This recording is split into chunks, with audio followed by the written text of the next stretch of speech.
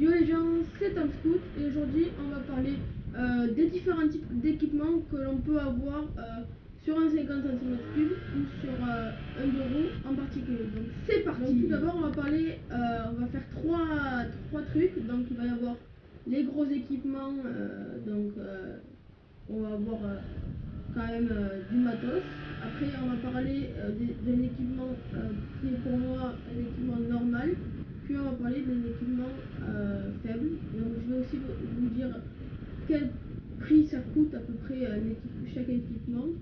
Et en cas de chute ou de glissade, quel est le meilleur et quel est le moins dangereux. Donc c'est parti. Donc dans un premier temps nous allons parler des gros équipements. Donc quand on dit gros équipements, je parle bien sûr des bottes, du blouson, de la dorsale, de la minière et des gants, donc bien sûr du casque. Bon, les points positifs, c'est qu'en cas de chute, là, vous ne risquez absolument rien.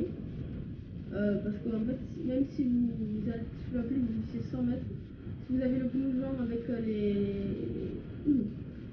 renforcés au niveau des épaules, de partout et tout, même presque c'est comme une combi presque, là vous risquez pratiquement rien, voire rien, en cas de chute ou de glissade.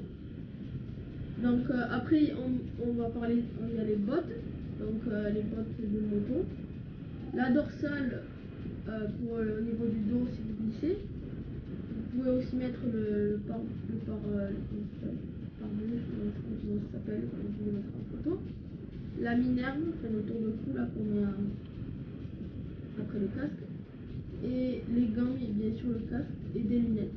Donc les points positifs, c'est que ce que je vous ai dit en cas de glissade, vous ne risquez rien. Par contre au niveau des points négatifs, c'est très laid.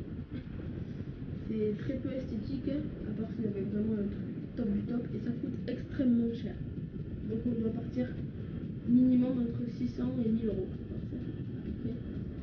Donc maintenant on va parler de l'équipement qui est pour moi normal.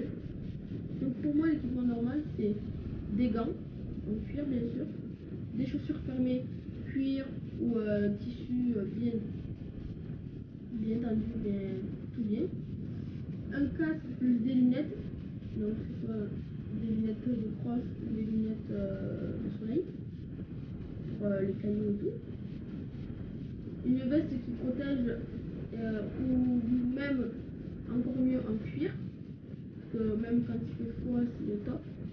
Par contre quand il fait chaud c'est vraiment chiant, mais franchement les gars, faites vraiment attention, gardez tous vos équipements, c'est vraiment super important. Donc là on va être à peu près entre 150 et 200 euros, voire un petit peu plus. Si vous prenez le blouson en cuir, peut-être 300 euros. Et franchement, c'est les 300 euros qui vont peut-être vous sauver la vie. Il faut vraiment les investir dedans. Donc pour au niveau du style, parce que je sais qu'à mon âge, il est trop stylé, c'est un style basique, un peu normal, hein. Mais c'est quand même moins pire que l'équipement où on a tout, donc la totale. Maintenant, dans un dernier temps, nous allons parler de l'équipement faible.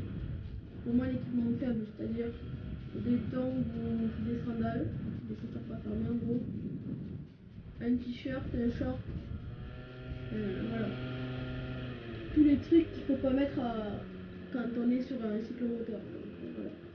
Au niveau du prix, on va être à 0 euros parce que vous allez être habillé avec votre garde-robe. Et au niveau du style, on est stylé, mais quand on tombe, on est moins stylé du coup. Si vous passez 8 mois à l'autre parce que vous êtes déchiré partout, vous êtes moins stylé, vous êtes tout arraché partout, donc vous allez être beaucoup moins beau qu'avant. Donc c'est vraiment très dangereux, je vais vraiment rester sur ce point, parce que si vous êtes à 60, vous défoncez la gueule, si vous êtes à 20, vous défoncez la gueule, si vous êtes à plus, vous défoncez. Donc c'est vraiment super important pour moi. Mais après tout le monde fait comme il veut, hein. Mais en été, je sais que on préfère être au style très faible, c'est-à-dire short et t-shirt et tout, parce que il fait chaud, c'est l'été, on va être bien habillé, on va être tout bien mis, propre et tout, franchement, ce que je vous conseille, c'est si vous voulez la plage en scooter, mettez au moins un jean, vous prenez le short dans le sac. Le short et les tongs dans le sac. Parce que même si vous mettez des sandales pour faire du scooter ou de la moto, pensez, vous devez faire un freinage d'urgence, vous êtes obligé de poser les pieds. La tongue elle se casse, eh ben, vous vous râpez tous les pieds. Et tous les pieds, vous le râpez, mais vous arrachez jusqu'à l'os. Donc je pense que ça, c'est vraiment important et que on n'y pense pas assez à ça. Donc franchement, il faut vraiment faire attention. Donc pour moi, le meilleur équipement, c'est comme je vous parlais tout à l'heure, l'équipement, on va dire, à peu près normal. C'est-à-dire gants, chaussures fermées, casque, lunettes, veste qui nous protège du sang. Donc c'est, comme je vous l'ai dit, les 200 ou les 300 euros qui vous sauveront la vie peut-être. Si vous avez quelque chose, un accident, une chute à grande vitesse quand même. Donc c'est mon avis, c'est mon avis personnel franchement. Je pense que 90% des gens seront comme moi. Donc, après il y en a qui veulent vraiment être équipés à fond. Et moi personnellement je sais qu'on va être équipé billet.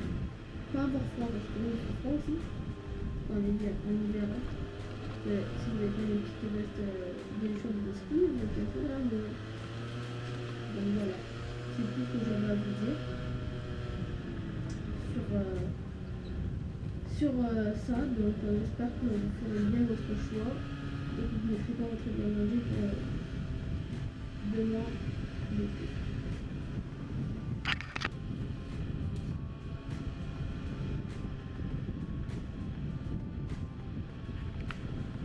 Sur ce les gens, j'espère que la vidéo vous aura plu.